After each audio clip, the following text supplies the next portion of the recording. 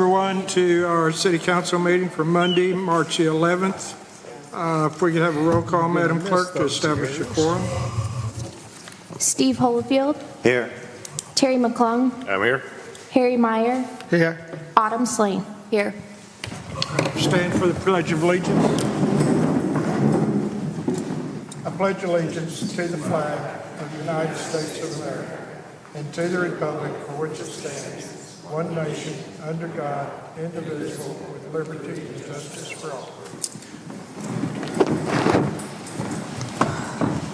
I get a motion to approve the agenda. So moved.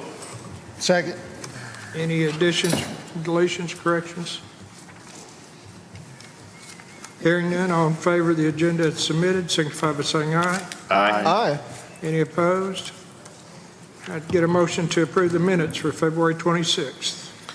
I move to approve the minutes for February 26th. Second. All right, Mr. Meyer made the motion, Ms. Lane seconded, to approve the minutes. Any additions, corrections, errors? I was not present, so. Okay. All in favor, signify by saying aye. Aye. Any opposed? Mayor votes aye. And Mr. Holyfield will abstain. All right, in your, just for a note, we do have a vacancy on the CAPC, council number position 6. Also in your packet, we have a renewal for Beth Giltner for the Parks Commission. So, Yeah. and this is a renewal on there, so whatever the council wants to do on that. I'd like to nominate Beth Giltner for the renewal on the Parks Commission. Position 3, I think it is.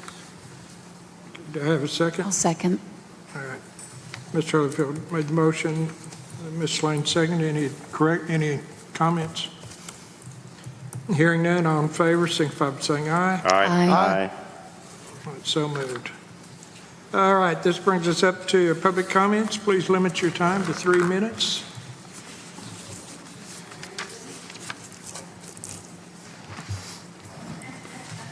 Hello, my name is David Reardon, he, him, his. I didn't really prepare remarks. I just want to express my desire to all of you to serve on the City Council as an alderman. I have the skills to fit the position. I'm a lawyer by trade. I'm still a member in good standing of the bar. I've been in business for 40 years. I'm happy to discuss those details with anybody at any time. Not really the time to discuss that now. Put my resume and letter in there. I'd like to invite all of you to speak with me at any time of your convenience. I'll send all of you emails to try to set that up before you need to make such an important vote. I basically, I like to think creatively. I like to implement solutions to make things better. I've been a professional mediator. I like bringing people together. I've been here 3 years. I am a partner in the Eureka Sunset Cabins, pretty successful bed and breakfast. I started the Eureka Rocket a year ago. Some of you probably know me. I run around town telling people how great Eureka Springs is. A lot of different restaurant stores, hotels, from the Crescent to Basin to Lazy One, Wildwood, Amuse, Sweets Fudge Kitchen. They'll all tell you that I've increased their business because I tell people this is the best store in the world. That's what I do all day. I like to promote Eureka Springs. I'm involved in the Captains. I did trivia at Wanderoo for a while. Thank you, David. I see you're here. Volunteer at Blossoms Retirement. I just want to be involved as much as I can. When the position opened, several people asked me to put my hat in the ring, so here I am. Really, that's about all I got. I didn't have a lot of time to prepare stuff, but I wanted to introduce myself and tell you that I'd love to serve with you guys, and I think I'll do a good job. I'll certainly try my very best. Thank you so much.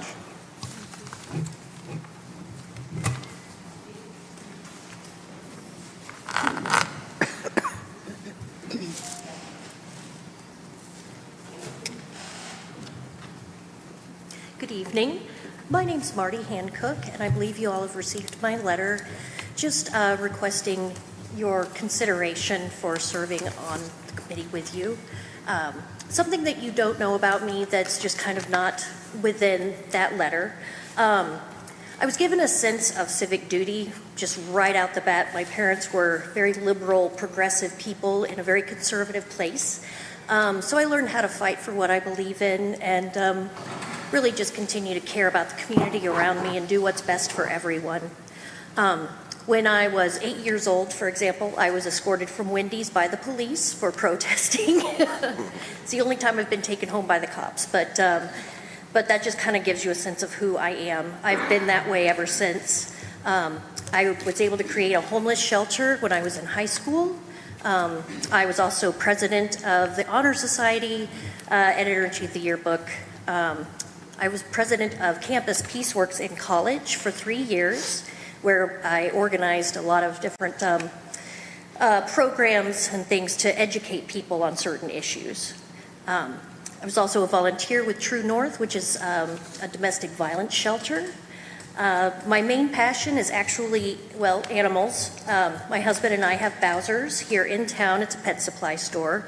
Kind of birthed from our love of our own dogs. They're our world.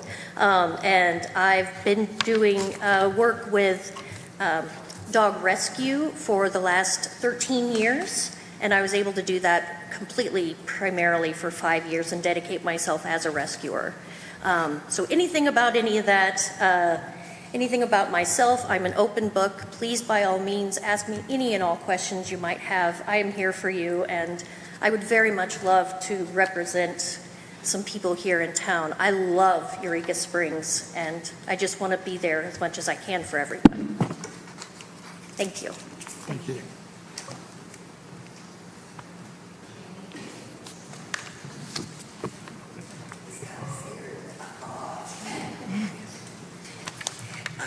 I'm here to show my support for David. Need to raise the microphone a little bit so we can hear you. I don't want you to hear me that. I'm just teasing.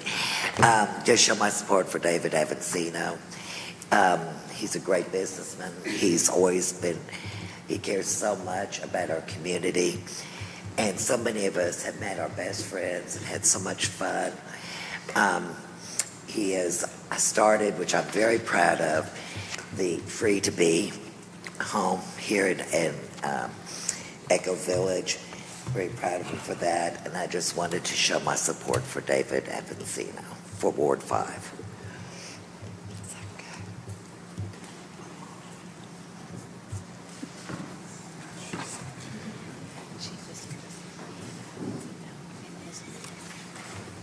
Hey everyone, I am Samantha with Eureka Springs Hospital, and I'm excited to tell y'all about a town hall meeting we are having on Thursday, March 14th, starting at 2 p.m. right here in the Odd. We will share the changes our new rural emergency hospital designation has brought to the hospital, and then we'll take questions and comments from everyone in attendance. All are welcome. Again, that's Thursday, March 14th, starting at 2 p.m. right here in the Odd. And since I'm here, I'd like to remind y'all that Eureka Springs Hospital's emergency room is open 24 hours a day, 7 days a week, 365 days a year. We always have a physician in-house, and we have the best CT scan in the region. That's 80 Slice. In addition to our emergency services, we offer outpatient services, including radiology scans, lab tests, speech therapy, physical therapy, and endoscopy procedures such as colonoscopy and EGD. Thank you for supporting us. We have been serving our community since 1929, and we will keep doing that in the years to come.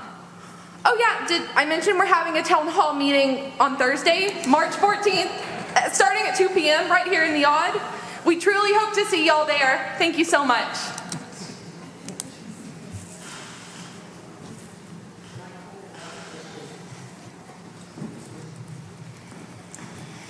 Good evening, ladies and gentlemen of the council. My name is Michael Welch, and I'm here as a candidate for Ward 1, Seat 2. First off, I want to thank Melissa Green. There's a fly right here. Thank Melissa Green and David Avancino for their work while they're on the council. We appreciate everything they did for us. Briefly, my wife Vicki and I came to adore Eureka Springs and the Ozarks about 15 years ago as a visit from Oklahoma City. We visited countless times over the next few years and decided this awesome village was our retirement home where we wanted to spend the rest of our days. We purchased a cute house on Kings Highway 7 years ago and retired here roughly 18 months ago.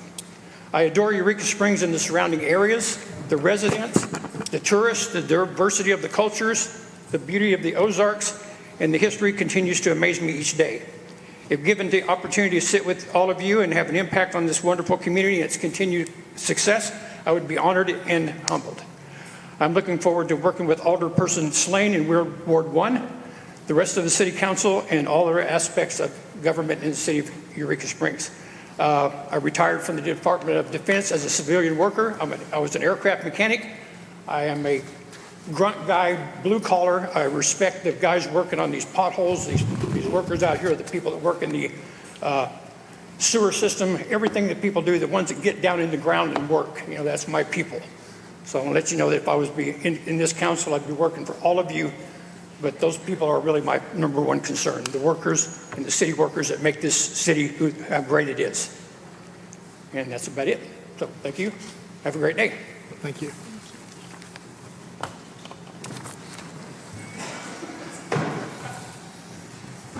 My name is Kimberly Clark, and I live on Pivot Rock Road, and I'm here with two issues. One is the $30 million that's been awarded to the state of Arkansas for communities to address mental health issues, both prevention and alternatives to institutions.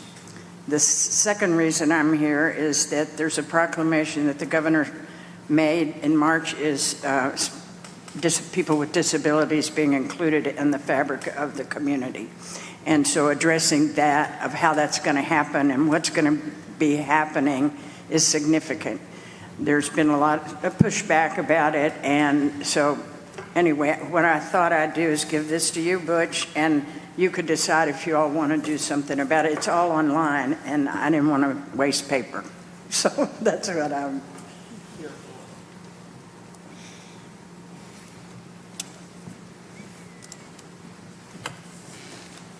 Thank you, Kimberly.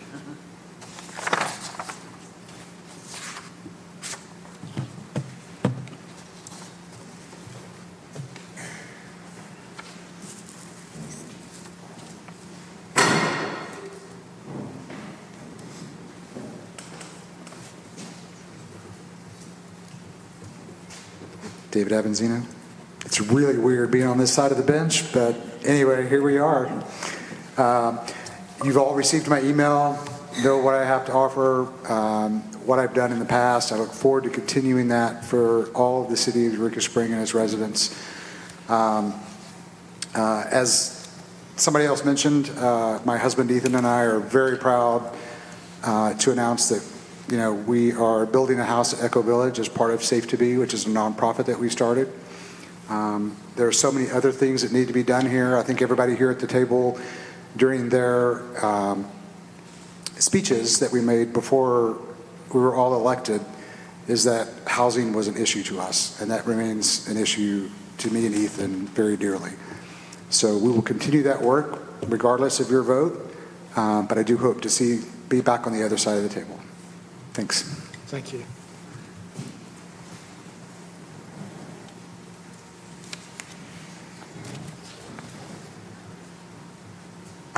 Hello. My name is Amanda Haley, and I would like to share why I believe Anna Smedley would be a great candidate for the open seat in Ward 2. I met Anna 4 years ago when we joined the Eureka Springs Youth Mountain Biking team as volunteer coaches. She then joined the Eureka Springs Community Center Board and became executive director in 2022, to which I serve as chair.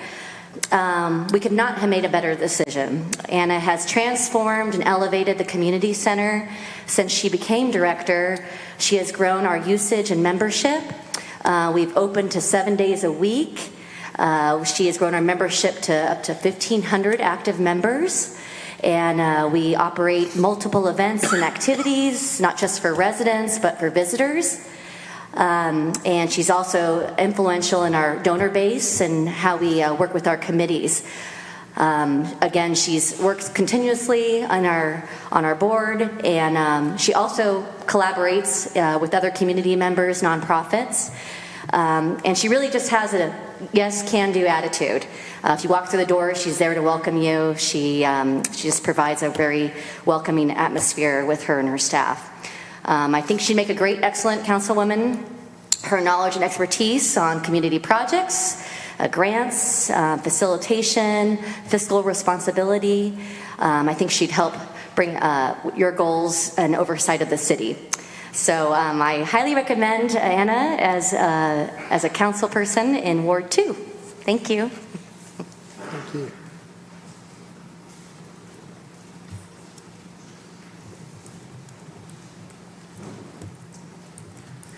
Wow, I'm pretty excited about all the amazing people that showed up to volunteer to serve the city.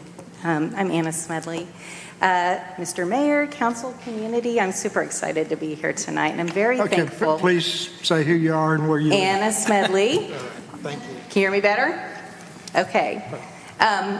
Address? 56 Ridgeway, Eureka Springs.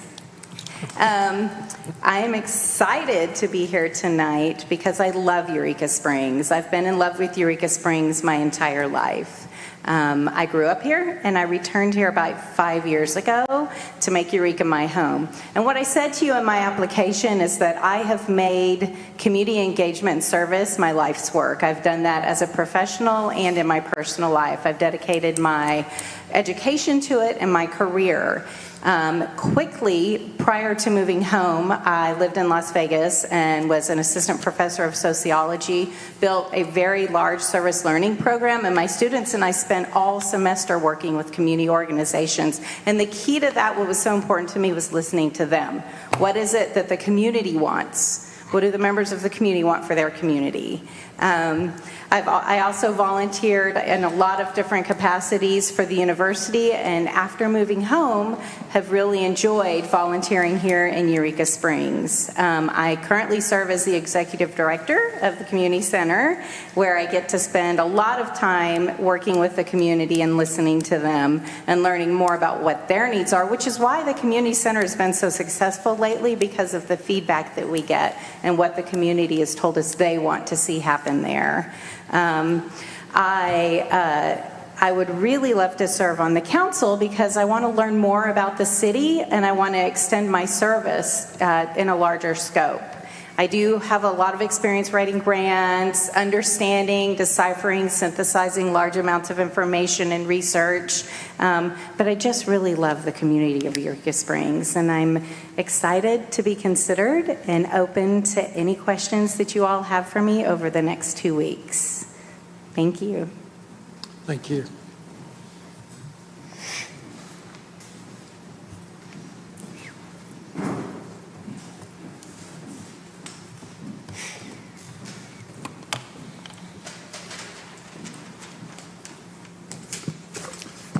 Good evening. Damon Hinkie, 19 Thomas Drive. You're welcome to come over anytime. I'm just going to read this because I didn't want to leave anything out, then I'll make a few more comments. But I'm here at the public comments tonight to wholeheartedly recommend Anna Smedley for the open Ward 2 City Council seat. As a long-term resident of Eureka Springs, I have had the privilege of witnessing Anna's unwavering dedication to our community firsthand. Anna's commitment to serving others is unparalleled. From her role in leadership at the community center to her active involvement in local organizations like Rotary, Anna has consistently demonstrated her passion for making a positive impact in Eureka Springs. Her collaborative approach and deep understanding of our community's needs make her an ideal candidate for the City Council. Having known Anna for 13 years, I can attest to her integrity, compassion, and strong work ethic. She truly embodies the spirit of Eureka Springs and has the vision and dedication to help shape a brighter future for our city. I urge you to consider Anna Smedley for Ward 2 City Council seat. Her experience, expertise, and genuine love for our community make her an invaluable asset to our city government. Thank you for your time and consideration. That's the letter. The other piece of that is when Anna moved back to town 5 years ago, And really since then, she has always met with me asking, how can I volunteer? Is there an opportunity at the chamber? What can I do for the Rotary? How can we help you with the Chocolate Fest? Or whatever it was that was involved. She would literally go out with coffee and say, let me take some time and figure out what the path is to help this community. So I think that says a lot, and it's been consistent year after year, and she's very dedicated to making our community better. Susan Gruning is also a candidate for Ward 1. I did want to put in a recommendation for Susan Gruning. I've known her for years. She has had a photography class expedition through town. Her husband, Mike Gruning, plays at many of the bars and restaurants. They've both been dedicated ever since they've moved here. They've provided long-term rentals at times, just highly involved in the community as well. So Susan's another great candidate. And if you have any questions or want to know any opinions or history of my interactions with either of them, happy to relay it to you. Call me anytime. Have a good evening. Thank you.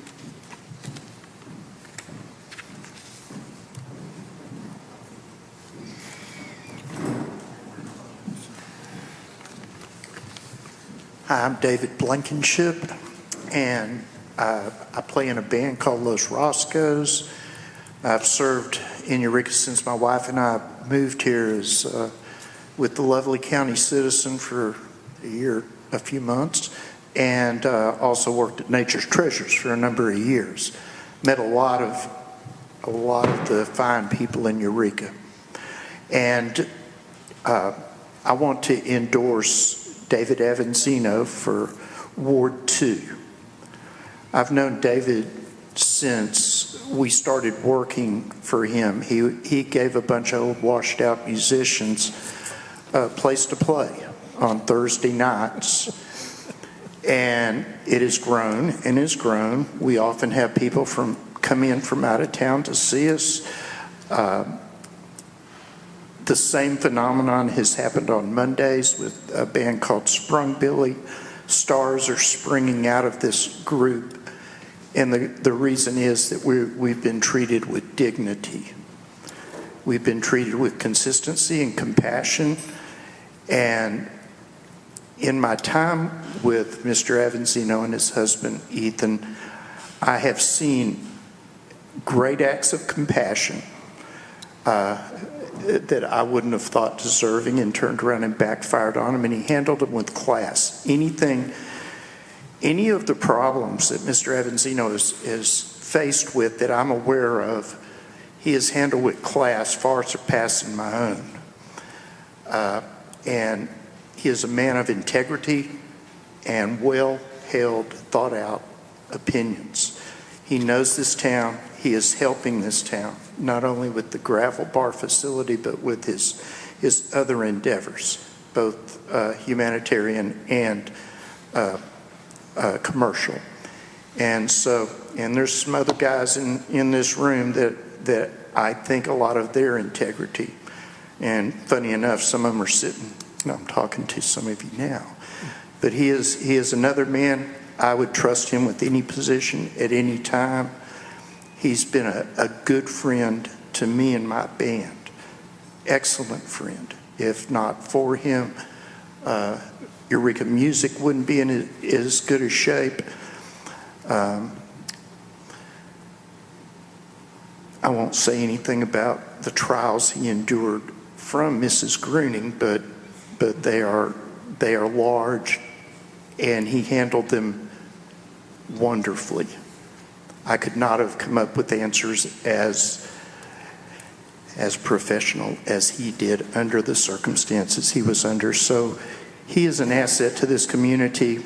My wife and I try to do the same, and I'm inspired by him, and I am forever grateful to giving me and my guys in Los Roscoes dignity and a place. Thank you, David.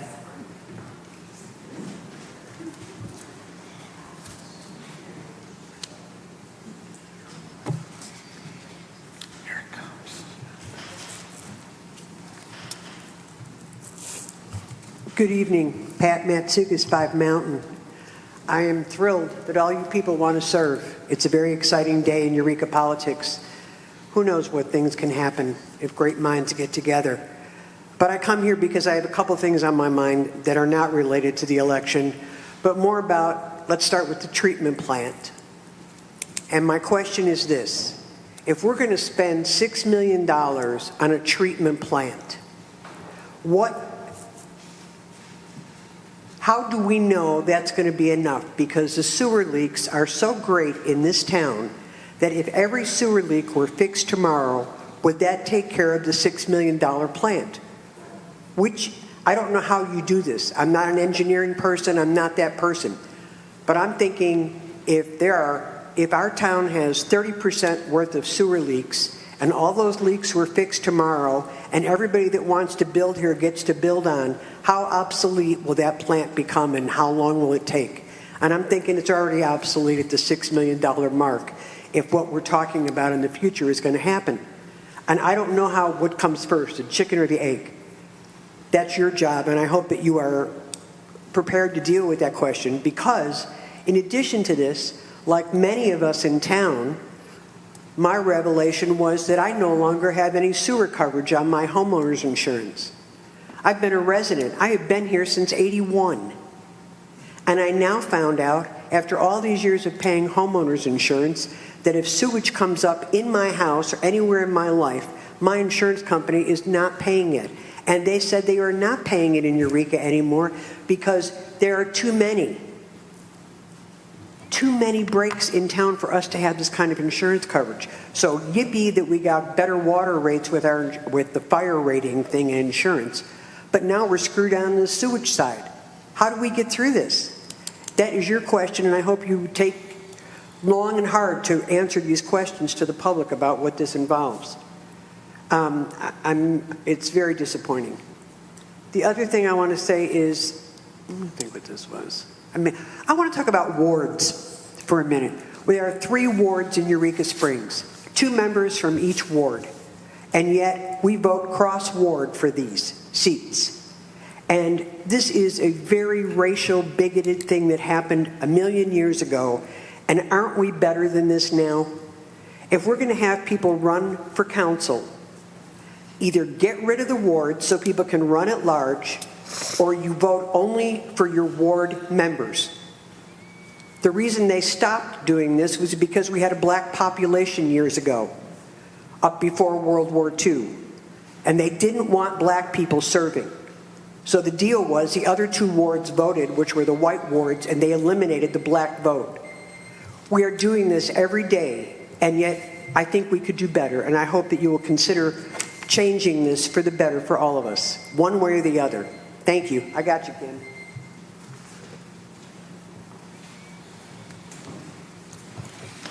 All right, anyone else with the final comments? Do you have something you need to read?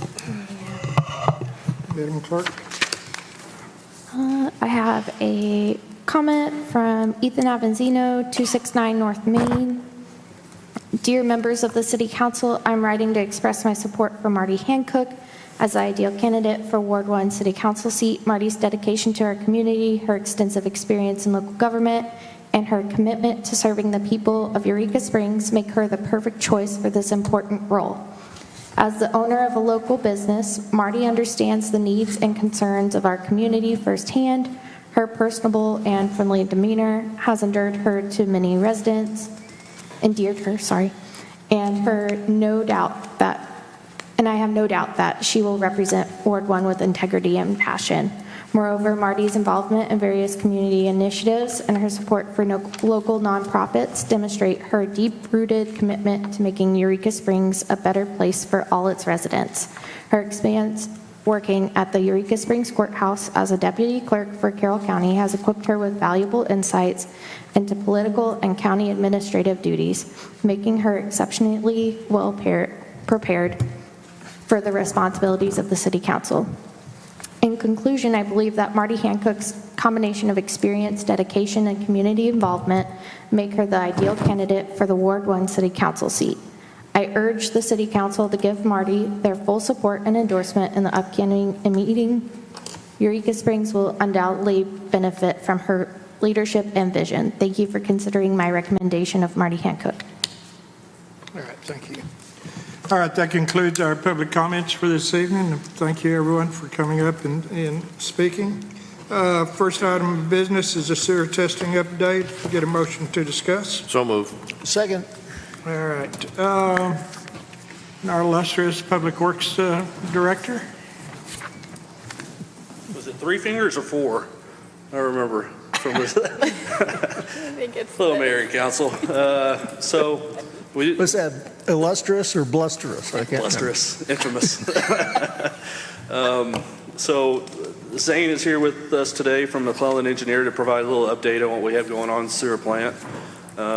As far as water leaks goes, I just wanted to provide a quick update on that. We're going to do a test shutdown at 8 a.m. tomorrow morning in front of the end of the Ozarks. So I don't think it will really affect anybody, but I'm trying to get that word out the best I can. I tried to call the radio station, their phone line's disconnected, so it's kind of hard to get the word out. I don't think it's really going to affect a whole lot of people, the gist of it. So it'll be just a short shutdown. We're just going to try to get an idea of what's affected so we can make those connections temporarily so we can replace that section in between the valves. Yes.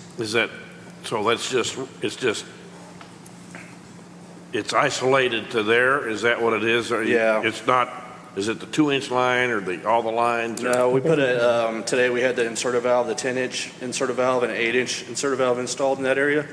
And Harry, you were out on that leak we had up there above Main Street. And I don't know if you remember when they cut the cassette is what they call the piece of main out to put the valve in. It was like maybe not quite a 1/4 inch thick. This cast iron that they cut out is literally every bit of probably 7/8 of an inch thick. It's thick, old stuff. So what we're going to do is we're going to remove all that underneath the water tower and replace it with new, and try to get that area fixed at least for the time being. And what's great about it is in the future, we have something good to tie on to and keep running with. So we're excited about getting that done.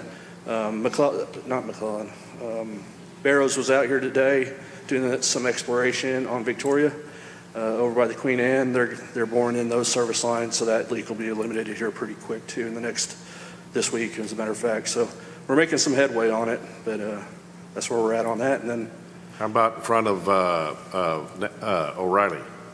O'Reilly's? Is that all? That was fixed last winter. So it's all done? Yeah, the only thing that's not done out there is the state asked us to go ahead and have an overlay done of those areas because of the damage that water did. Mm-hmm. So I'm working with Emery Sapp and Sons. They're the ones that did the overlay program for us last year, and we're getting quotes right now to try to get that area and then the area in front of that water tower. The area in front of Harts as well? No, it'll only be the area affected. No, I mean, but I'm talking about, are those leaks fixed? Yeah. Okay, and everything up around the comfort? Yeah, the only 2 that we have that they're fixing on right now. I know 4 leaks we have around the city right now. The first one's at the top of Plainer Hill, which is we're boring in new lines for that. The water tower at the end of the Ozarks, which that is going to be remedied here pretty quick too. We have a leak at the transit center on Main Street next door to the courthouse that we're going to have to get into.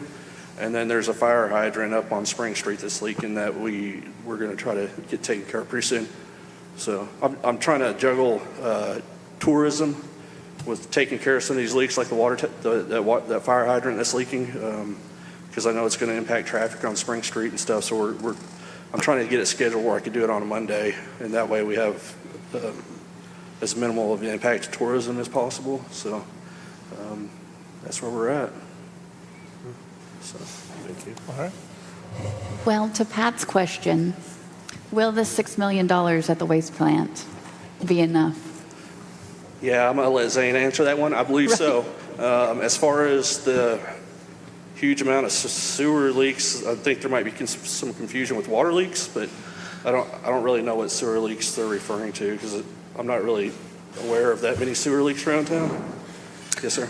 I always had heard that it was water intrusion into the sewer lines is what the problem was. Yeah, so every city has, it's called I&I, inflow and infiltration. Every utility deals with that. So one of the ways we've been attacking that situation is trying to identify where we're getting water inflow into our pipes.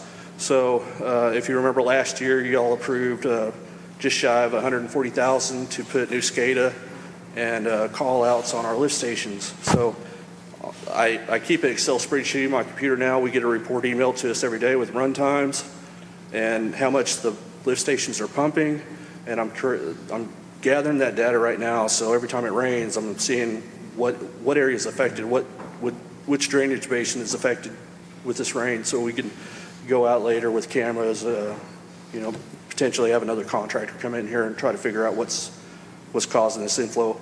My suspicion is it's probably the sewer line that's down in a ravine somewhere where water's running, but I don't really know that for a fact. Well, I found some manhole covers that had holes in them where the water going down like Eccles Street ran right into it, and that was repaired. They pulled that manhole out and put a solid cover on it, but there were a couple others. So we have some water meter lids that cover up some sewer, and they have a hole in them as well. And we had a sewer backup that occurred on Main Street last year during the Corvette weekend, or maybe it was the year before that. And the sewage was running down Main Street. And I went out there, I was on my way home, and I had my Mustang, so I was like, I'm gonna go see if anybody wants a race. Anyways, I come driving down Main Street, and I'm like, we got a water leak. So I go over there, and I see the water flowing out of it, thinking it's a meter lid. I stick my finger in the hole and pull it out, and brown trout started floating out. I was like, oh, it's not water. So, little story, but yeah, we flushed it, got it going. brown trout and dead rats. So, any other questions before we have Zane? Yes, sir. I'd like to ask you, is there any way that we can educate the public about those backflow valves? Because I told you, I had all my sewer line outside replaced, and my plumber never said a word about anything like that.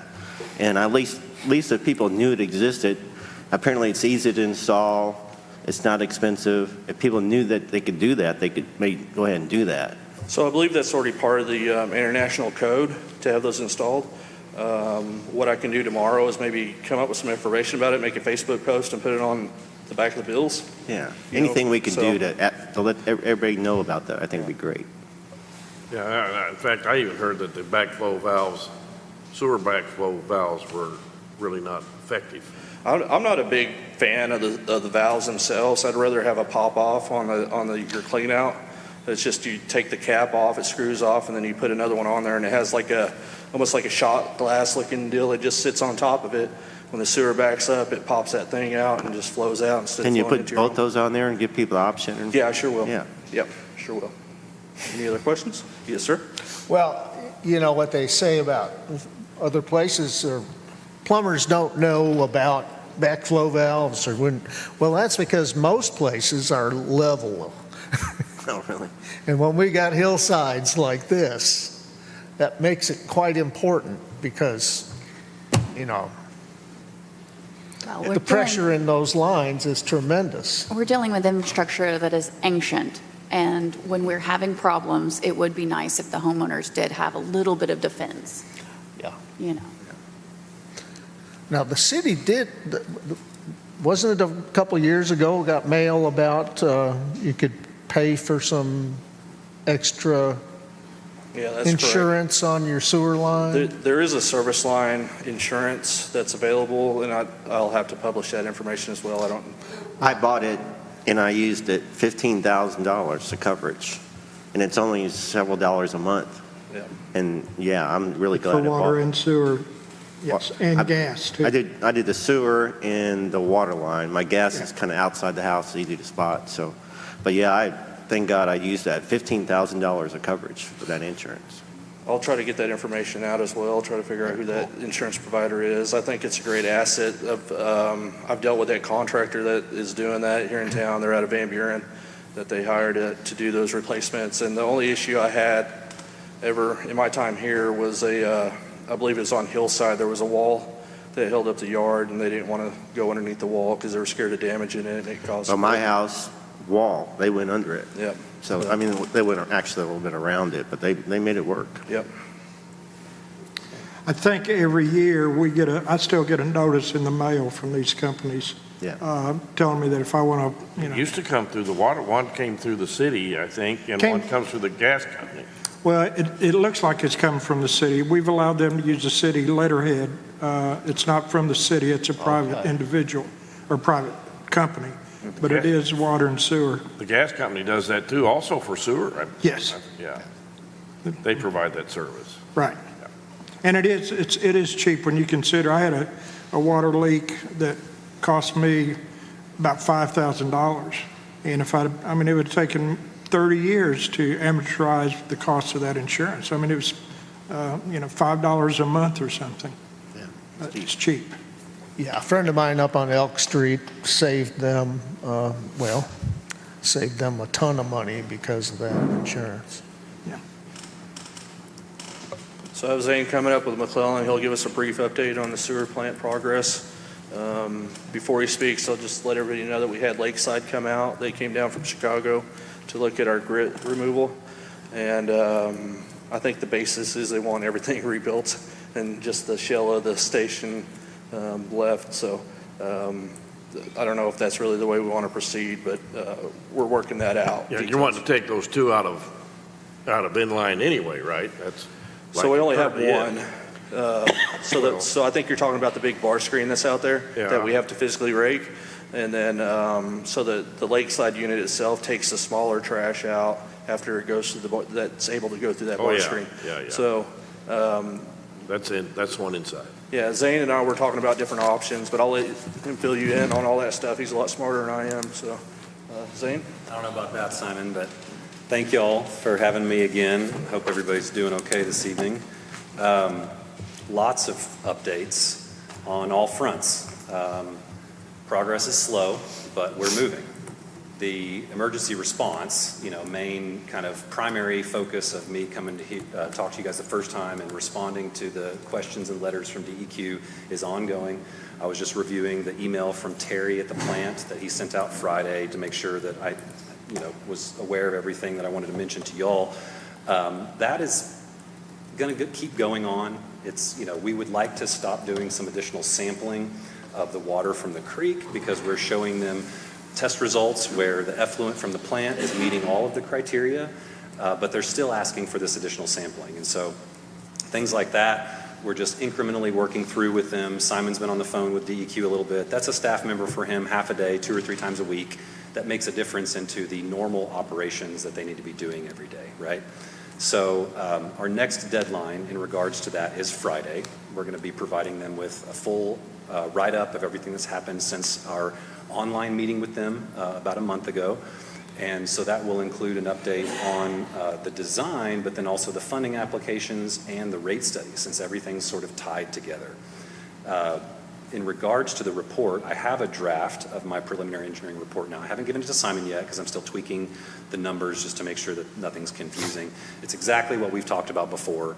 What I had to do is evaluate a third option that we haven't specifically discussed, but basically when it comes to the type of equipment that we're looking at, there is the bottom price, there's the Cadillac price, and then there's somewhere in between, which is what we presented to y'all and what you guys voted on. So it has been very easy to basically look at some stuff that's going to be a lot more expensive that we are not recommending, that would put that option out of our grasp. But I remember there was a comment earlier this evening about the $6 million. It would be very easy to spend double that at the plant. But that's not what we're recommending. We don't think that that level of expenditure is appropriate at this time. But $6 million is the least amount of money that I'm talking about spending on a wastewater plant this year. I have 2 other wastewater plant projects, and both of them are going to be more expensive. One of them is not getting very much more than you are. Another one's a full plant, but they're looking at spending over $33 million total. So big money is what we're dealing with when it comes to this type of industry. Got a question. Yes, sir. One of our citizens was asking, is this plant going to be able to carry us for several years in the future? All indications are yes. The major issues that we're having are the failure of individual components, a lot of which have been now replaced and spares are available. A An example of the ongoing effort there is the disinfection unit, which is ultraviolet light down in the channel that we looked at together, is still having communication. It's working, it's doing its job, but it's not talking to the computer the way that we want it to be able to monitor it remotely is one thing that's important about that, but it also is logging its activity, and so we don't have as much of that data to share with DEQ because it's not talking well. Another example is the pump station that is actually serving the screening and grit facility that we looked at and are talking about replacing. It keeps losing its prime, which means it just doesn't want to pump until it floods. And so we think it's the seals or the shims inside of it, basically the gaps inside of it have worn out. And so Terry now has all the parts needed for the technician to come and do that repair. So these are the types of updates that DEQ wants to hear, that we're making incremental progress. And a big one was what Simon mentioned, the visit by the Lakeside Equipment, the manufacturer of that screening and grit trough there at the southern end. And that is the conclusion. They basically want us to replace every moving part, every electrical component, and then bring their technician back out to do startup. That is reasonable if we had no other choice, but that is still going to be hundreds of thousands of dollars. We have just requested a firm price on the parts, so I don't actually have an exact number of what that would look like. We are also unclear what DEQ may effectively tell us, no, you will fix this until the new stuff comes online. So we hope that that will come out of this correspondence and letter for later in the week. We may not hear from them until end of March or April even. They usually take a couple of weeks to digest what we send them. But with the report included, we hope that it will answer most of their questions that they might normally come to us with if we had not done the report yet. So we're a little bit ahead of the game there. The other thing I wanted to update you on is that we have submitted funding applications to the Water and Wastewater Advisory Committee, so that is step one. We anticipate that their response to us will be apply to the Natural Resources Commission for low-interest loans.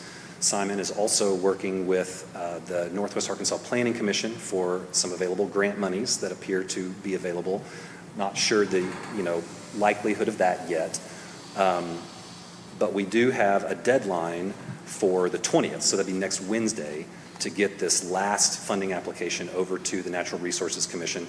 There's basically a handful of things that we're working with the mayor and Michael at the finance to get the data all pulled together for this application. So don't see any problem with meeting that deadline next week. I've got one more question. Yes, sir. I probably should have asked Simon, but are we making any moves to train someone to back up Terry?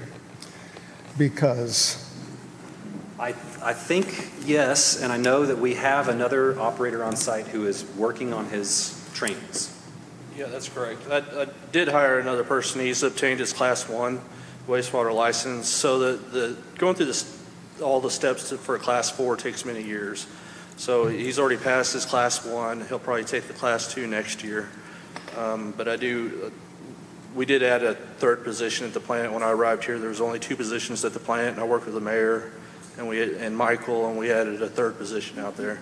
And then the mayor and I have also been talking about hiring an assistant before too much longer because I have a lot of projects going on. It's just a lot of work all the time. So we're trying to work on that a little bit, try to figure out if that's a possibility or not.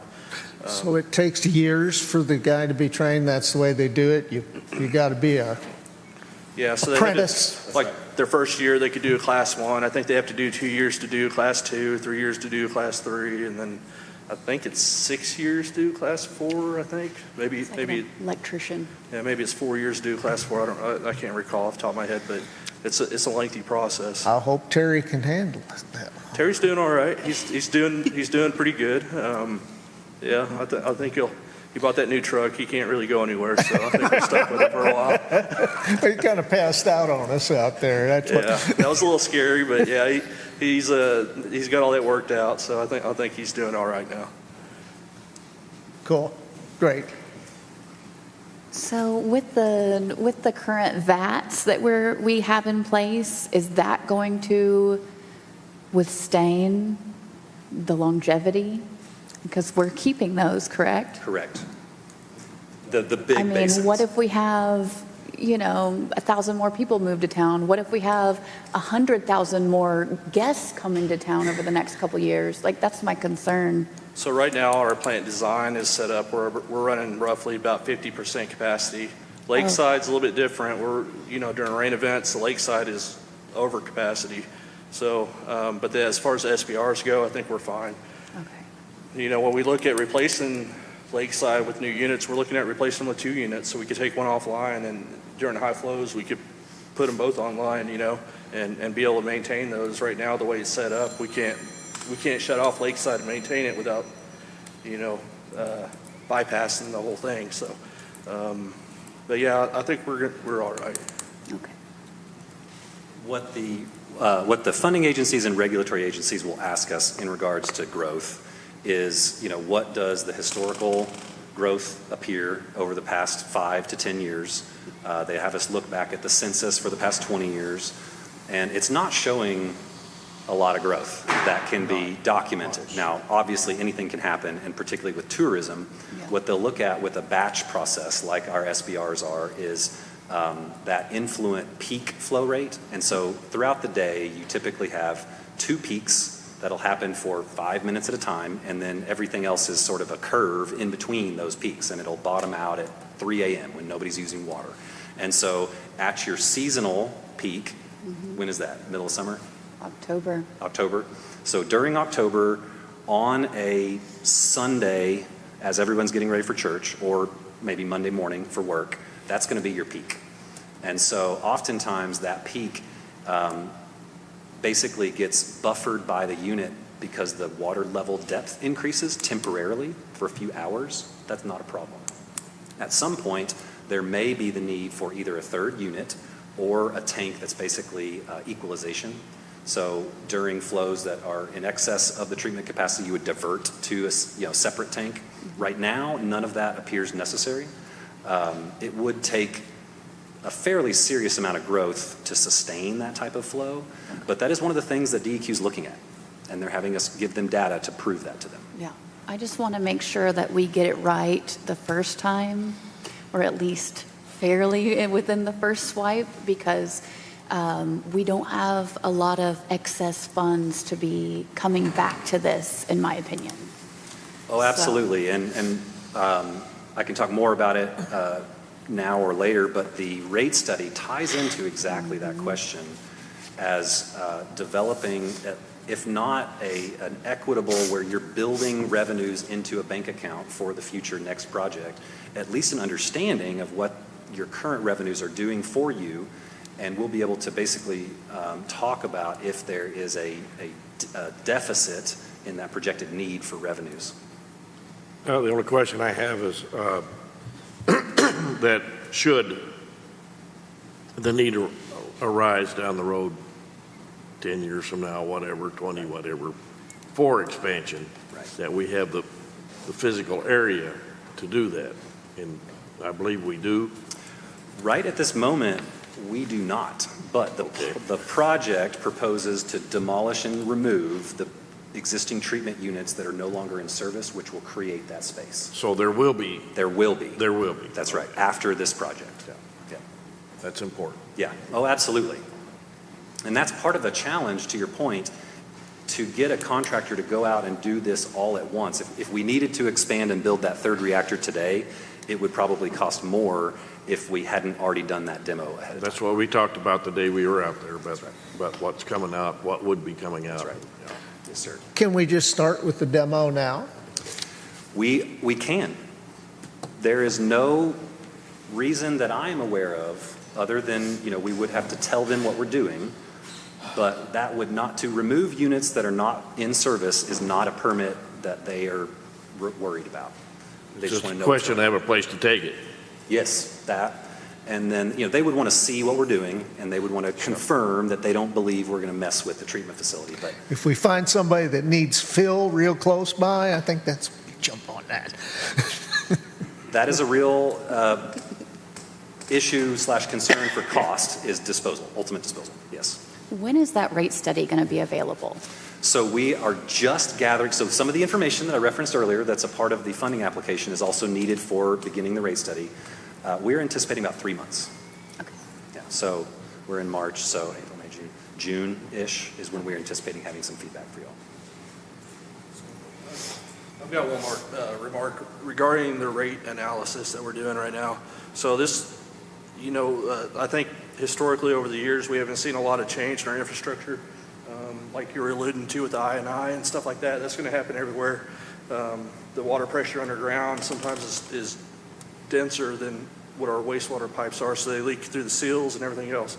It's just what happens. But with the rate analysis, we're going to develop a 5-year plan where every year we can start replacing some of these sewer lines, some of these water lines, the infrastructure that's been neglected for so many years. So we are developing a plan to attack this stuff, and we're trying to do the right thing. I think I'm more concerned with, are we charging enough? I know none of us at this table want to even talk about that, but I mean, it has to sustain itself, and we can't be doing projects for infrastructure if we just aren't even creating enough funds for it. That's where this rate analysis is so important. We have to do the 605 to comply with the state requirements, but we're also doing kind of the same thing with our wastewater side, which is not a requirement by the state right now, but there's a potential that it will be a requirement in the near future. So with the rate analysis, we'll include the cost. Right now I'm mapping out our sewer line by hand and trying to figure out how many feet of 8-inch line we have in the ground, off the old map. So that way we could figure out, like, over a 5-year process, do we want to replace 25% of the pipes or 20% or 15% of the infrastructure? We could come up with that cost and start collecting that money to do that. So I think we're going to be okay. I think we still have some clay pipe. That is correct. Actually, we ran across some at the top of Plainer Hill. There's some clay pipe right there under that right turn lane. So, yeah, there's definitely some clay pipe around the town, and I believe that clay pipe's probably a big reason for our I&I too. I just don't have that data to support that right now. Sure. As a specific part of the Act 605 compliance in the rate study, they require an asset management plan. And so that's one of the things that McClellan will be working very closely with Simon to develop. But that is literally, how long has this stuff been in the ground? Okay, it's way past its useful life. We're going to budget for full replacement over 20, 30, 50 years, whatever is reasonable. And that then generates the revenue with the updated rates, so that they don't have to come back and ask for money every time they need to replace 100 feet of pipe. It's what they're going to make everybody in Arkansas do eventually. So, Right now, the rates don't even cover the. Well, I'm learning. I always Doesn't love cover the learning payroll. I love learning about how things have come about. And I guess the sewer specific rates may not have been updated since '07. Yeah. I think it's been a while. It's been. You may now be the community in North Arkansas with the oldest rates. I don't know. I really don't know that. But all of the clients that we work through have, in the past 2 years, gone through a detailed rate study. And so West Fork has been one of our big clients for a big project we did for them that finished about 1.5 years, 2 years ago. They replaced their treatment plant with a lift station. They have the benefit of having Fayetteville close enough to pump to. Nobody around here to pump to, unfortunately. Their rates have tripled. Are you sure we can't pump it to Berryville? They don't want our poop. It wouldn't surprise me because we were always concerned about what we're passing on to the citizens regarding the water rates, which, we have to, a lot of it, because of Carroll Boone Water District. And so we try not to, put that cost back onto our citizens on the sewers. So it wouldn't surprise me that it's been over 15 years since we've raised those rates. And there are some, I'm learning about the other charges associated with getting a utility connection. And so that, I think, has actually been a huge benefit to that process that has not had to be updated yet, you guys got ahead, back then.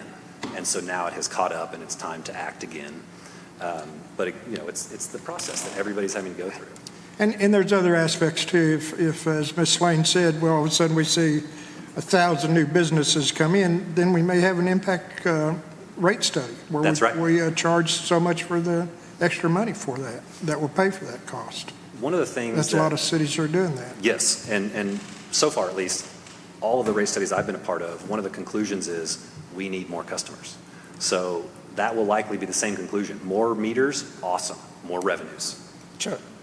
Because That's our problem. We're small. Right, right. Another component of that Act 605 is that you have to renew that rate analysis every 5 years. So, this will be something that happens in the future. In 5 more years, we'll have to go through this whole process again.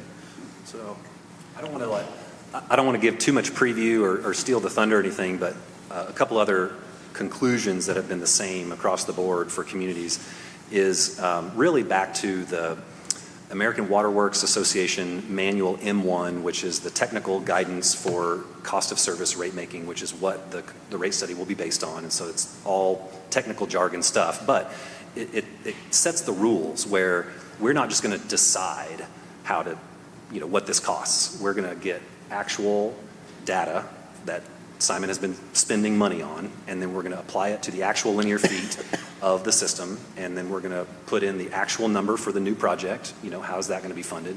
And so you will know. And what's been very interesting is not every meter class will have the same recommended change. So one of the goals is to protect your lowest residential user from having an inordinate price increase on their rates that they just can't afford. And so it'll be not across the board, everybody will see the same change. It depends on meter size, because as we learn, it costs more for the utility to provide a 2-inch meter than it does a 5/8-inch meter. Of course. So very interesting stuff. And I don't know I haven't gotten deep enough to know if you guys are doing it yet or not, but one of the recommendations that has come from other communities is to enact basically an incremental rate increase annually that tries to track or target inflation. And then with that in place, we've seen communities go beyond that 5 years and still not have to make a larger rate change because they've just been having it happen every January 1 as a part of the previous study. We practically have to do that anyway, because Carol Boone does it every year to us. That's exactly right, and that's one of the things that tracks. And so it could Unfortunately, that money goes straight to Carol Boone, and we don't get any of it. Yeah. Right. So we may have to add an extra 10, 15% to make up for ours. Yeah. Zane, you mentioned a possibility of grant when you're working with Northwest Arkansas Planning. I got a phone call last week, and I think it's probably the same people because I gave them your name, because Tina at the Northwest Arkansas Economic Development said she found there may be some federal money available for us that Congressman Womack's office had indicated to her, and she was filling out an application. That's great. Yes, I think that is the same funds. And we've even heard of some additional infrastructure funds coming through the EPA's revolving loan fund program. It appears that is going to still be tied to a loan. So getting into that program means that we're going to be at the top of the list for when free monies become available. Yeah, I understand we have to do the loan first, and then but once we do that, then all of a sudden we jump up on, on the grant. It's not every client will get this, but we're working with a city who got basically an entire project covered. They got a $6 million principal forgiveness. So they take out the loan, and then a month later it's paid off. I'll loan $100 if you get free money after that. We're going to do everything we possibly can. Get it, we're saying. There's even, I don't even know what this means yet. I'm learning, but there is apparently a true emergency loan that ANRC offers. I emailed them today for more information. I don't have that yet, so perhaps next time I'll have, whether that's real or not. But that, if it's real, could mean a shorter timeline, which that's the other kind of bigger update that as we've been going through, like the next thing that'll happen on site is survey. Okay, but my survey crew's 4 to 6 weeks out. So, as we're moving through each one of these steps, Everything is taking just a little bit longer than we want it to, but everything is going very well. Everything is going exactly the way that we had thought it would. And so, basically, we're going to get it done as quickly as we can. Thank you. Absolutely. Simon, are you able to get the water pipes and the sewer pipes and GIS? That's an excellent question. So, actually, back there where I'm sitting, there's an old laptop from probably 10 or 15 years ago. And back at that time, McClellan actually made a GIS for our water system for hydrants. And Zane took the laptop with him to his office, and he had his GIS guys get into that thing, and they pulled those files out, and they've made us maps. So I don't really know how accurate the points are, location-wise, but it's a good start. So right now I have the online version of ArcGIS.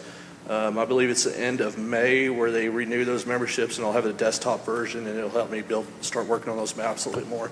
We do have the surveying instrument in. I've got a login from RDOT for accuracy. So, we're down to like less than an inch accuracy on it right now. But I need to get that desktop version of ArcGIS so I can start building those maps in there. But we're already making a start on all that stuff. So McClellan also did a sewer map with all of our manholes some time ago, and Zane's actually working with his guys trying to pull that information out. We were talking about that just a little bit ago. They're not really sure what those files are, so they're going to be trying to search and figure out what program they need to use to convert those over to the files we need for GIS. So we're getting really close. All the new projects that we're doing, I require the files for GIS for those projects. So we're trying to gather that information and build those databases. Yeah, water's pretty. You should come by and look at it. If you get a chance. The water map. Our city clerk, doing some research here, discovered that the last sewer rate raise was in 2017, 7 years ago. 17, okay. So for your information. It wasn't as bad as I thought it was. Right. That's right. We just didn't raise it as much as we raised the water rate, right? Yeah. Or as often. And I think since then, or about the same time, is when the infrastructure and improvements fee was also enacted. I think we did that in 18. Or since then, yeah. Yeah. So all of that combined is, again, part of what's helping. Yeah. All right, anybody else have anything for? Thank you. Thank y'all very much. We appreciate you. All right, that brings us up to our new business. It's get a motion to discuss the council member applications. Motion to discuss. Second. All right, motion to discuss. You all have all the resumes and applications and letters of support. There won't be any more. There won't be any more. Okay. This was as of Friday afternoon, Madam Clerk. Yeah, I published it on the website and in the paper. Gave everyone the deadline of Friday. That way I had time today to organize it in neat little packages for you. So the top page will be, if you have paper packets with you have it labeled in folders, but the top page is their voter registration, verifying they are registered at that address. And then you got their resume, a letter of intent, and then any letters of support I've received so far, I just went ahead and stick it in the packets, and I'll continue to forward those to you guys. The only question I have is I would like to know now what the process is going to be so we don't have any surprises in 2 weeks at the next meeting, how we're going to do the voting. What kind of surprises are you thinking? I don't know. I mean, if it's going to be as difficult as it is for the 2 CAPC seats, Are we going to start with Ward 1? How are we going to do it? We can do Ward 1. We'll do. Now, of course, everything will be. We can do it by like we did the beginning of the CAPC and just vote on the people, and whoever gets the majority wins. If we have to, we may have to have two or Well, I three mean, votes. you've We got- may- Mr. McClung, wait a minute, we may have to get 2 or 3 votes to get down to that one person, because on one of them, I think we have, how many applicants? 4. 4. Yeah, that's, So we'll probably end up having 2 or 3 votes on that applicant. And we can do it by ballot, or we can do it by hand, whatever the council wants. If we vote one in, whichever one or two, we can swear them in right then, We can and then swear they them can in. vote on the other one, right? That's how do very you true. choose who's first? You put them all 4 out there at the same time? Yes, That's put what them I want to know. Put them all out at the same time, Mr. McClung, unless you have a better idea. No, I don't. That's what but I want to know. Well, that's my, the process. that's my suggestion, is we put them all out there at the same time, and we'll vote on all 4 of the applicants, is that applicant? And if all 4 of them get one vote, Ward 1. Okay, in Ward 1, and if one person gets all 4 votes, doesn't need to go any farther. but what if each one gets one vote? Then Then we'll re-vote again. Now, no until one we- gets eliminated. It's if one gets 3 votes, that's a majority, right? That's a majority. Why don't we talk about each candidate and vote on each candidate? And then if we have, like, say, 2 candidates that are all yes votes, then we all re-vote on those people. Because if you don't talk Repeat that about... again, we'll have to vote on all of them. Okay. Are you saying vote on every single We'll person? have to vote on all, to be fair, Yeah, yes. that's what I was, okay. Yeah, I mean, we can discuss all the candidates, that's no problem. But we'll have to vote, we need to vote on all of them, Yeah, okay. I'm in agreement. because they've all applied, and they all deserve, Yeah, yes. yeah, no. Yeah. equal representation. Absolutely. Yeah, and okay, say we started with the Ward 1 candidates, we can discuss all their qualifications before we vote, and then and then somebody can call for a vote, and and it's up to the council if you want to vote by hand or if you want to vote by ballot. Now, the ballots can be held, of course, they will be subject to FOIAs. Yeah. If anybody wants to FOIA that later on. But during the council, we don't have to recognize it at that point in time. That's what we've done in the past. So when we do a written ballot, we put our name on the ballot, and then we vote. You need to initial the ballot, correct. Okay. Any other questions? Ms. McClung? Bring plenty. You want to do the ballot process? I kind of think so. Okay. Instead of just raising I can make some. Does everybody agree? Yeah, I mean, I don't. Everybody want to do the really- ballots? Yeah, I think the ballot. Yeah, that's probably. Okay. We'll just Less bring confusion that way. everybody a bunch of papers. Yeah. Okay. Any other thoughts, any other questions that we might run into? Anything else? So if we do Ward 1, and we and a person gets 3 votes, do they get sworn in immediately, and then they can vote on Ward 2? That's true. And that would take how many votes? 3? 3. Still 3. 3 is the majority. Okay.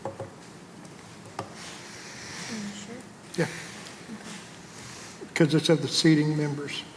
Yeah. So we have 4 seating members, so 3 would be the, Well, yeah, Would be I know 5. that, but he's asking if, once they're elected to that seat, They would can they have- vote for the next vacancy? they would have all that powers, I would think. Okay. Well, wouldn't it, Mr. A majority of 5 would be, Well, we only have 2 candidates for one position.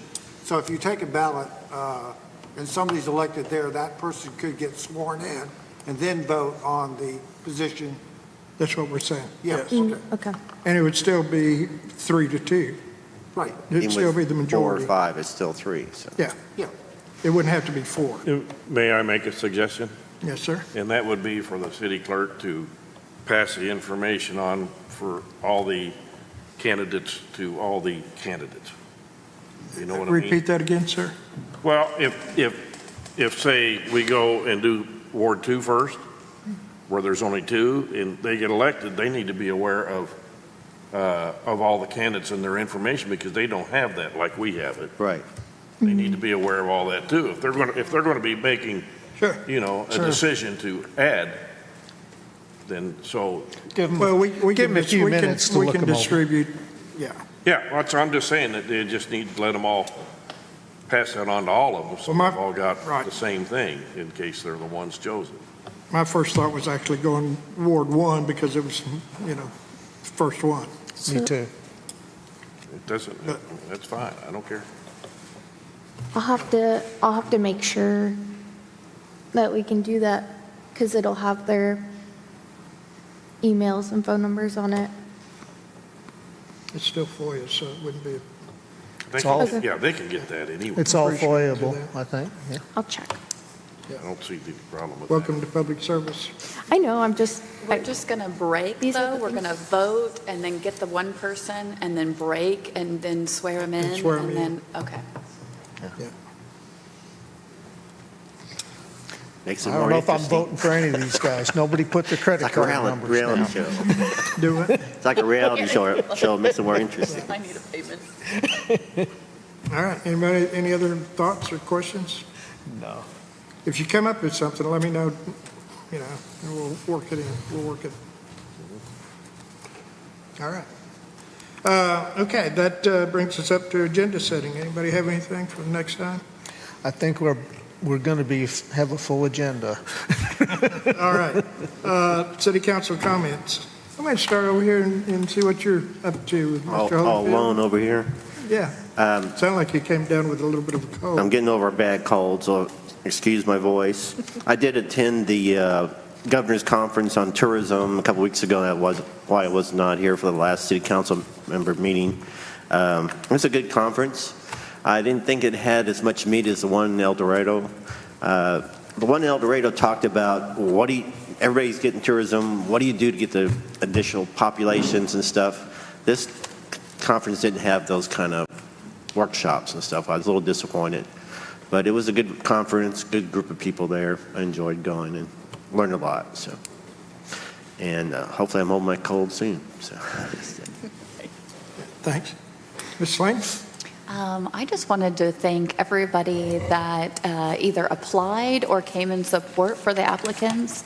I was absolutely overwhelmed by the amount of people, and I'm so thankful for that.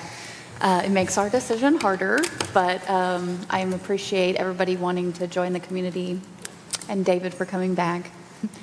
My heart goes out to all the mothers for time change. We're dying.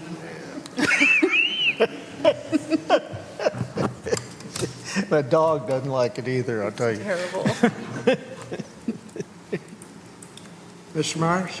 Well, I don't know if y'all saw me tootling around with the tea the other day, but with your it was hat? running real good. Yeah, with my hat. Now it's not running, so I'm going to have to work on it again. That's how it goes. The warranty ran out.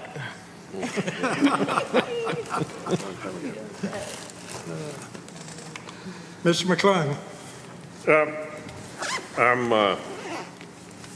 I'm glad to have the report from McClellan and Simon this evening on the sewer, primarily the sewer. Also that some of the water leaks are fixed. Sound like we're gaining on that as well. But the sewer plant is the big thing. I think it's we're way behind the curve on it, or the city is. I'm so glad that we're taking it on, and it's such an important project, and it's big. It's more money than the city's probably ever borrowed at one time before, and it usually takes more than what you get on the front end. I'm tickled to hear that there's maybe some grant avenues opening up that can assist us because we can use it. And then the long term with getting the things mapped out. A town like this, in the mountains like it is, it's old, and nobody once it got in, nobody wants to go back and redo it because it's difficult. It's just hard. And there's no place to, just to go in and put alternative lines. You got to take it up and replace it. So it's a big undertaking. There's going to be a lot of squealing and screaming go on over the whole darn project, but I'm tickled to death that we're tackling. I really am. It's important. that's all. Well, I want to thank everyone who put in their application for city council. It's always good to see people come up and support the city, but also be part of public service. It's a rewarding, most of the time, occupation, being part of Eureka Springs and watching it going on and having that asset. I am excited to say I've got a couple of good news. I'm very happy to announce I wasn't going to be here. I was going to go up to Washington possibly and with the National League of Cities to see about, we were the finalists in the diversity of City and Cultural Diversity Award up there. Well, I'm happy to announce that we were the recipient. We were first place.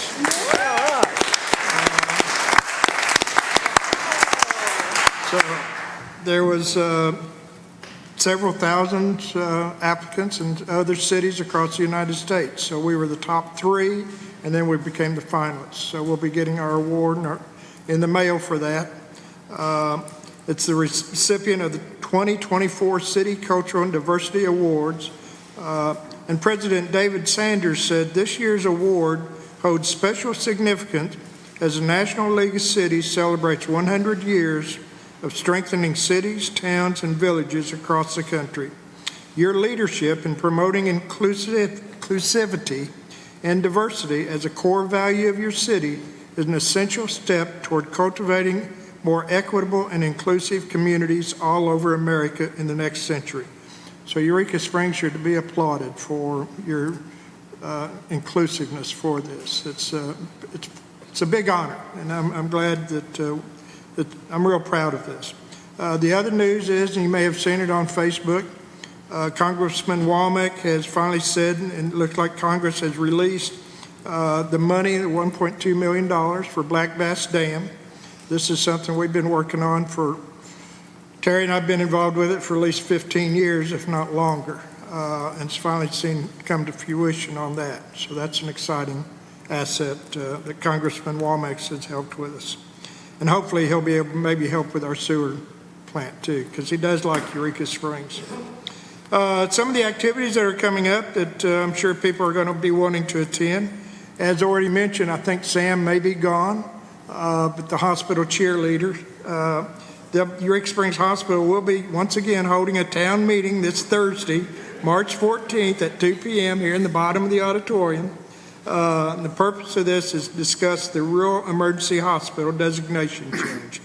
Everyone's welcome to learn about the new REH designation and to give input and ask questions. So please show up and all the public out there. This is it's an important designation that we're doing.